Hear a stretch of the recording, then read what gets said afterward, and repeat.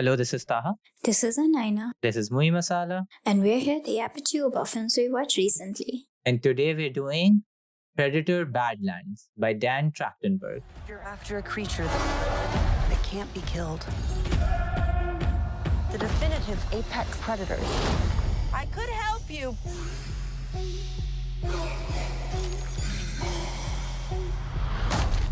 Well, good luck with your journey. I will be honest, I have not seen the original Predator properly. I should have. I've seen it from clips and I can tell you the storyline from it, but I very honestly have not seen it. But thankfully, I think that doesn't stop me from understanding the film because it is honestly pretty much a very straightforward film. I mean, you're already so many steps ahead of me. I was going to ask you to explain Predator to me like I was a baby. I have no idea what is going on, but I'm excited to hear about it. Okay, so I'll explain that in a second. Firstly, I just want to talk about Dan Trachtenberg, who's the director of this film. And he's also worked on other Predator properties as well, such as Predator Killer of Killers and also Prey, which was the film that I feel was like genuinely like a sleeper hit that was upsetting me just on streaming. So yeah. Sure. But Dan Trachtenberg really likes the franchise. Like you can feel like it's coming from a person who enjoys these things. And also like has talked about his inspiration of like looking at stuff like the comics for Predator, looking at games as well, and kind of trying to incorporate other things he has enjoyed into this film. Right? Sure. What is Predator?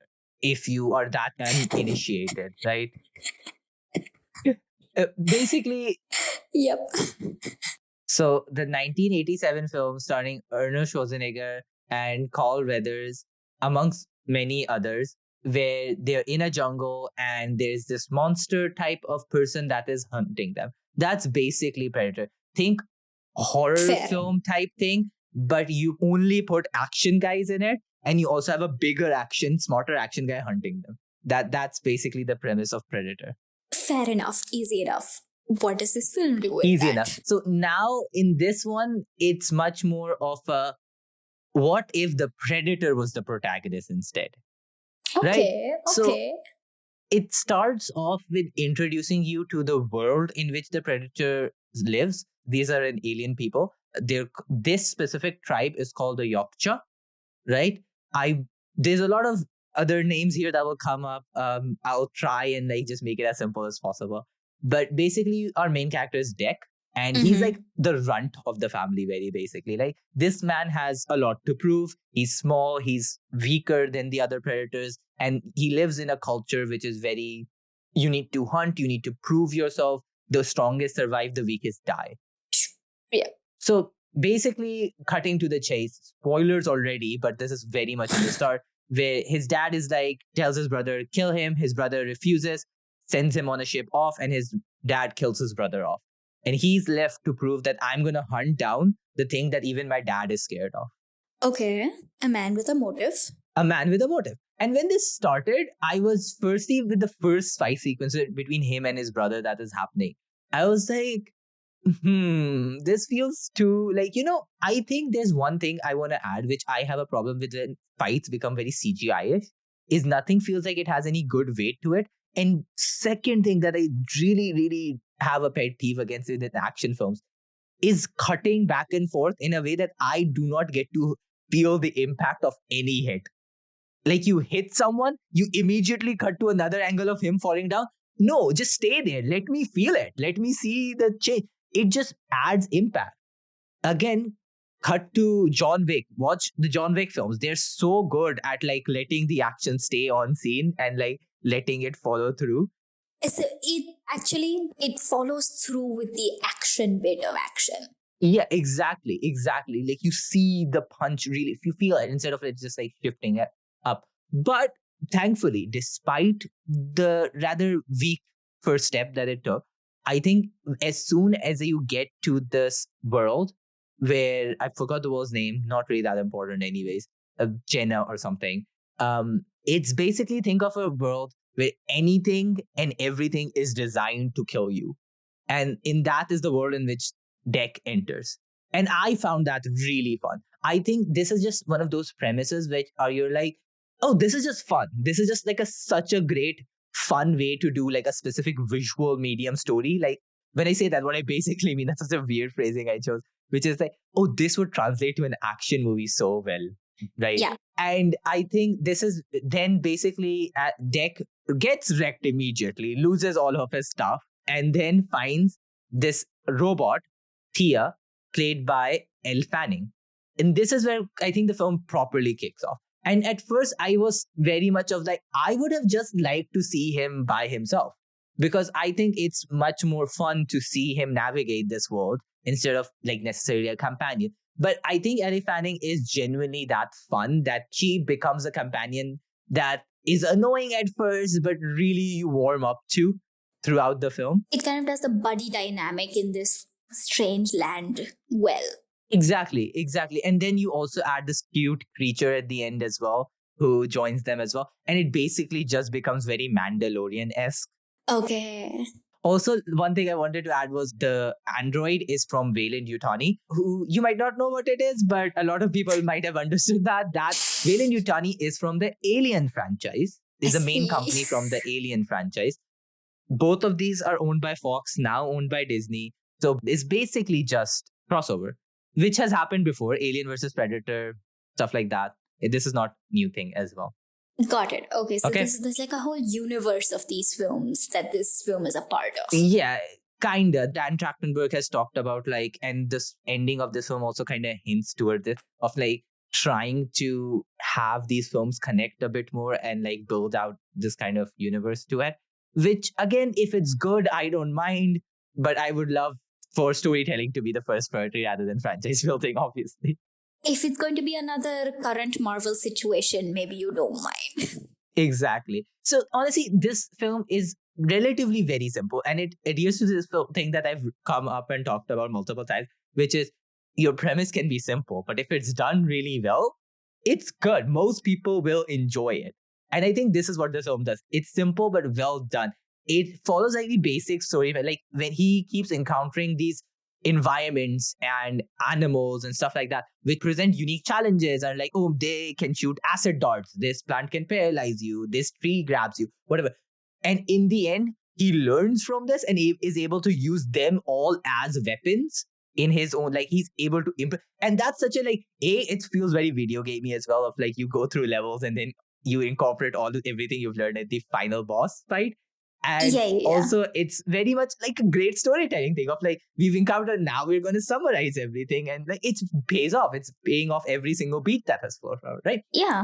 Another thing this film does really well is the creature designs are so good. Like I really enjoyed all of these weird animals and creatures. I think they were very well done. They felt creative. They felt different. It was just not like a monkey with 3 arms, you know, something like, it felt like its own weird thing. Like some of them were more like animalistic in the way that, oh, this clearly looks like an extra elephant or an extra monkey or whatever. But everything had its own little edge to it, and some of them were really fun.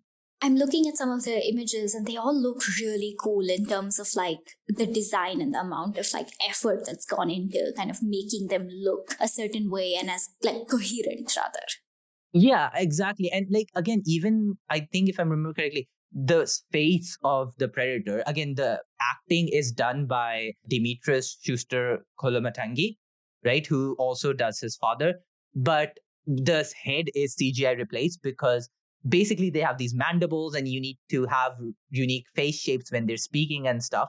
But all of that blends really well. Like I didn't feel wonky CGI really stand out to me. Like I said, aside from some of the start and maybe like some fight sequence, that 1 or 2 bits, most of it feels very coherent, especially when it's outside and those fight and the sequences are happening. Makes sense. Like genuinely, some of that is good enough that I was like, I understand that this is just aliens and robots and like stuff, but I'm not sure if this film should be 12A regardless. Like, you can't like stab someone through the head and just be like, and this film should be enjoyed by anyone who's 13. I mean, fair enough. As someone who's 21, I don't think I would enjoy that either. Like, you can't electric shock someone in the head and just because they're an alien be like, and this is fine because it's an alien. When most of the film goes to good lengths to humanize this alien, you know? My genuine one of the things that I came out with was like, are we sure this film should be 12A? I mean, fair enough. Have you watched it? Fair enough. But anyways, like I think on most grounds, this film hits and is enjoyable. I don't think this is the best film you're gonna watch. In terms of action films, I've seen better as well. But it's just solid. It's a solidly good, enjoyable film. Like the music also really hits when it needs to. It has some good comedic moments as well. And I really enjoyed the little the little animal buddy was actually the child of the thing he was hunting all along, which was a nice. So if you spot that, or you can spot that very early on if you know what to expect. It was a good twist because it had hints follow through and like didn't come out of nowhere, right? My little small gripes for this film, right? One is I still feel like in terms of topographically how the world looks, the alien world looks, it still very much just feels like Earth with the weird animals on it. So there's no topographical real differences to it. The water's color is just a bit different and animals are different. But other than that, it just feels very much the same. I don't think that's necessarily that. I just feel like it kind of stands out when everything else is doing much better around it. Okay. That sounds fair. I mean, again, there's a sort of dissonance. There's like one aspect and like, oh, if only this aspect was good, I would be fully immersed. Fully immersed. Like, I think a great example is when you think of like James Cameron's Avatar, where the world of Avatar, like even if it resembles things from Earth, it feels like a planet unique to its own. Every aspect has been like carefully plotted out. Exactly. Well, this feels like Earth, but changed up a bit. Like the Earth template was used, but another thing was added. So yeah. And my second thing, which I think is much more of a deeper thing on like franchises and stuff like that, is there's a specific scene where like there's another alien robot, also played by Elle Fanning, who gets into this power armor. This is important because Ripley uses this power armor in Alien 2. So it's meant to be like an ode or reference to that film. And it just, I feel, felt so flat. I think because what comes down to it is, why is this in Predator Badlands? Like genuinely of like, not that you can't reference things. I think references are fine. It pays off sometimes when people are invested. But when they're made to be major beats, I feel fell short because I'm like, this didn't build up to something. You just gave it to me and you didn't earn it. It feels like you're referencing something to get emotional reaction out, but you didn't earn this in general. Right. It just feels like a casual like reference. Yeah, exactly. I think other franchises are doing this as well. MCU is guilty of this so many times sometimes. But this random inclusion of I'll show you something really cool that's not, but it feels so unearned and unnecessary. Another way I want to think is like when you have in, for example, Endgame, the cameos that come through or like Sam saying on your left, it feels so earned because you've built that up. You've taken your time to, it comes at the end of a big arc. Or Captain America, again, riffing the MCU because they've done it. Captain America picking up Thor's hammer. It feels earned because, oh my God, you've built up to it. It's the final moment. It feels this grand moment that this just feels like, yeah, but this wasn't really that big of a deal to bring out such an important thing, you know? Exactly. You didn't feel much about it. Yeah, exactly. It's like, okay, like you did this important thing, but I would have loved it even more if it felt like you had built up to it. Like you had made me want it rather than just being like, do you want ice cream? Because I really want you to like this, you know? Fair enough. But yeah, other than that, I don't mind this film. I think it's a good film. It honestly makes me want to go watch the other things Dan Trachtenberg has made for Predators, like Killer of Killers and Prey. I watched some of Prey. I genuinely was just something I wanted to watch, never got to. But yeah. Fair enough. So those are our thoughts. Thank you for tuning in. This podcast is produced solely by us with musical assets from Pixabay.